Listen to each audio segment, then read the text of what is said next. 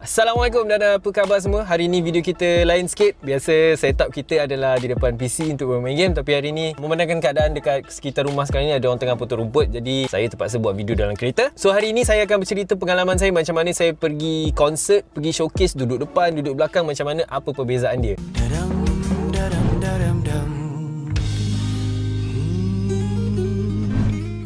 So bagi yang mengenali saya, dulu saya agak aktif dalam bermain muzik. Jadi bila kita aktif bermain muzik ni, kita tak dapat nak elakkan daripada untuk pergi show orang lain dan juga pergi mana-mana konsert yang kita minat nak pergilah. Jadi saya dah pernah rasa macam mana duduk di depan sekali, macam mana duduk dekat tengah, macam mana duduk dekat belakang sekali, semua saya dah rasa. Tapi dalam banyak-banyak konsert yang saya pergi, yang saya paling ingat adalah konsert ulang tahun ke-10 Hujan. Masa tu saya dengan kawan-kawan beli tiket yang paling murah. So kita dapat seat yang belakang sekali. Untuk seat yang depan ni penganjur dah asingkan, mana yang ambil tiket mahal dia akan dapat depan sekali. Biasanya Rangers lah yang kat depan ni. So yang bestnya bila duduk kat depan ni memang meriah, riot, memang boleh interact dengan band, memang happening lah. So atmosphere dia memang sangat-sangat happening. Tapi untuk kami yang di belakang ni, band tu kita orang nampak kecil je. Walaupun jarak dengan pentas utama tu tak adalah jauh mana, tapi memang ada kesan dia bila kita berada di hadapan dan juga di belakang. Memang jauh beza dia. Sama juga macam mana-mana acara sukan yang kita pergi tengok. Macam saya minat bola dan muzik. So kalau katakan kita pergi tengok perlawanan bola dekat stadium, of course sekiranya diberi peluang, semua orang nak duduk depan. Kita kalau boleh tak nak duduk yang belakang sebab kita akan nampak padang tu kecil. Lagi satu, kalau kita duduk belakang ni dengan suasana bisingnya, orang mencarutnya, orang berdirinya, kita mungkin akan miss beberapa momen yang best dalam event tersebut, baik dari segi konsert ataupun mana-mana event sukan yang kita nak pergi tengok. Tapi kalau katakan kita duduk di hadapan, especially kalau kita dekat depan sekali, depan kita ni tak ada orang, tak ada apa-apa penghadang. Kita memang direct boleh tengok in action apa yang sedang berlaku di event tersebut. Tapi bukan setakat seat yang paling hadapan available sebenarnya. Untuk kebanyakan event, mereka ada sediakan seat ataupun pass untuk VIP access. Jadi VIP access ni membolehkan penonton ataupun peminat untuk berjumpa secara peribadi, boleh interact, boleh ambil selfie, boleh borak dengan atlet ataupun artis kegemaran mereka setelah habis event. Malah ada yang menyediakan akses sebelum event pun ada. Tapi itu jarang lah. Jadi adalah logik untuk pihak penganjur pada kebiasaannya meletakkan harga yang berbeza untuk setiap seat ini. Secara logiknya, seat paling belakang adalah paling murah.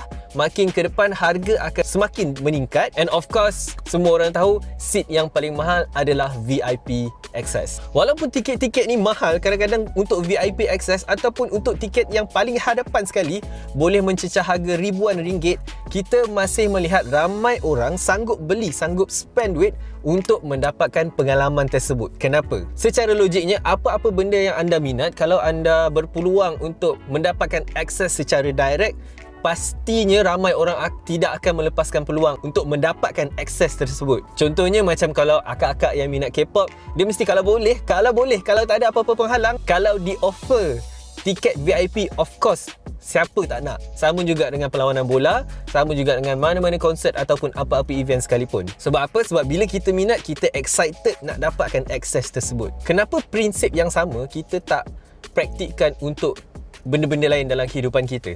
Contohnya macam kalau kelas-kelas di universiti, kelas-kelas di sekolah ataupun mana-mana majlis ilmu, ataupun bila kita solat berjemaah di surau ataupun di masjid.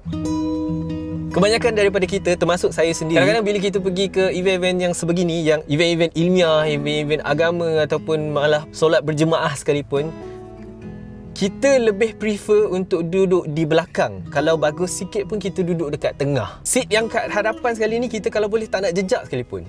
Kenapa? Padahal kalau kita ikutkan logik pada konsert, event sukan ataupun apa-apa event yang ada, kalau kita berada dekat tempat yang paling depan, kita akan dapat akses pengalaman dan atmosfer yang terbaik kalau kita berada di tempat yang paling hadapan. Tapi kalau kita dekat belakang sekali ni, kadang-kadang kita tak dengar, kita tak boleh nak nampak, kita tak boleh nak betul-betul rasa apa sebenarnya yang nak disampaikan dalam sesebuah event tersebut. Saya cakap pasal benda ni bukan sebab saya ni perasan bagus ataupun saya ni bagus. Kalau yang kenal saya, dia orang tahu saya ni gila-gila. Memang kalau nak dibandingkan dengan kualiti ustaz ke orang agama ke, memang jauh lah, memang jauh. So saya ni sebenarnya orang yang biasa, just a guy, just orang biasa je. Tapi yang membuatkan saya terfikir, sebab dulu masa zaman sekolah, ustaz saya pernah cakap, dia kata, kalaulah kita manusia ni boleh nampak betapa banyaknya pahala tu secara fizikal, seperti kita nampak duit dan kita nampak emas. Betapa banyaknya pahala kita solat berjemaah di barisan yang paling hadapan, di saf yang paling hadapan. Tak mustahil manusia ni sanggup berbunuhan semata-mata hanya untuk solat berjemaah di hadapan. Like, semua orang tahu pahala itu lebih berharga daripada emas, lebih berharga daripada harta, lebih berharga daripada wang. Tapi kenapa kita masih ambil benda ni sebagai something yang ringan? Dan kalau tak silap saya, ada disebut juga dalam hadis ataupun di dalam Al-Quran, saya kurang pasti bab ni. Ada beza bila kita solat dekat depan dengan kita kat belakang. Tapi kalau benda ni salah, tolong betulkan dekat dalam ruangan komen kat bawah ya. Cuma yang membuatkan saya terfikir adalah setiap kali saya pergi solat Jumaat, benda ni saya saksikan setiap minggu tau. Bila pergi solat Jumaat, benda dia sangat-sangat menyedihkan. Macam tempat saya solat Jumaat ni, kami bercampur dengan foreigner. Dan dalam keadaan PKP, PKPP, apa-apalah, dalam keadaan COVID-19 ni lah, kami terpaksa solat Jumaat di luar, di atas tanah, di atas rumput. Kita bawa sejadah, so solat macam biasa. Sebab tak boleh nak masuk ke dalam masjid. Jadi memang ada beberapa area memang orang akan datang solat di kawasan tersebut. Jadi bila kita datang untuk solat Jumaat tu, yang menyedihkannya adalah kebanyakan abang-abang ni, dia datang solat Jumaat, dia lebih rela solat dekat bahagian belakang sekali. Macam tempat kami solat ni, dia macam satu padang.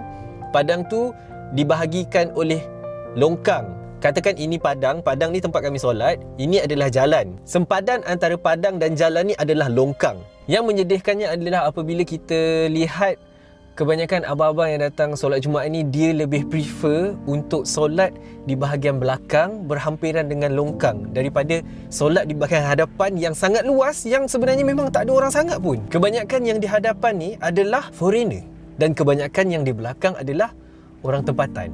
Jadi macam sebelum ni kita semua tahu yang foreigner memang dilarang, tak boleh pergi solat Jumaat. Dan memang ramai umat Islam di Malaysia ni yang merungut macam bilalah nak solat Jumaat kan. So it's an understandable question. Tapi bila dah diberi kelonggaran, dah boleh pergi solat Jumaat, jadi macam tu. Dia jadi macam pelik tau.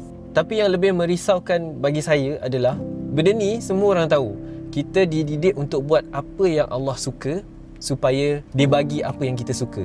Dan semestinya Tuhan kita ni suka kalau kita mendekatkan diri kita dengan dia. Jadi bagi saya, pada pandangan saya, bila kita pergi solat berjemaah di surau ataupun di masjid, itu adalah satu effort yang sangat bagus. Tapi alang-alang kita dah sampai, kita bagi extra effort untuk tunjukkan yang kita memang betul-betul nak dekat dengan dia. Cara dia adalah kita pergi solat di bahagian saf hadapan. So itu effort kita untuk tunjukkan yang kita ni betul-betul nak dekat dengan dia, kita betul-betul nak dia suka kat kita. Tapi kenapa ramai dalam kalangan kita yang bila datang ke masjid, bila datang ke surau, seolah-olah macam saf hadapan tu adalah sesuatu yang menakutkan, seolah sesuatu yang kita kalau boleh kita nak elakkan, kalau boleh kita nak solat paling dekat dengan pintu untuk keluar. Pelik kan? Jadi kenapa kita tak boleh apply excitement yang sama bila kita nak pergi konsert, bila kita nak pergi tengok bola, bila kita nak pergi apa-apa event yang kita memang minat, yang mana kita kalau boleh kita nak paling dekat, kita nak paling depan sekali. Kenapa konsep tu, kenapa semangat tu kita tak boleh nak apply bila kita nak pergi ke masjid, bila kita nak pergi ke surau, bila kita nak pergi berjumpa dengan Tuhan Maha Pencipta kita, yang kita kalau boleh kita nak impress dia, kita nak dia suka dekat kita. Dan macam mana kita boleh expect, kita tak buat benda tu tapi kita expect dia untuk tunaikan permintaan kita dan mengharapkan lebih.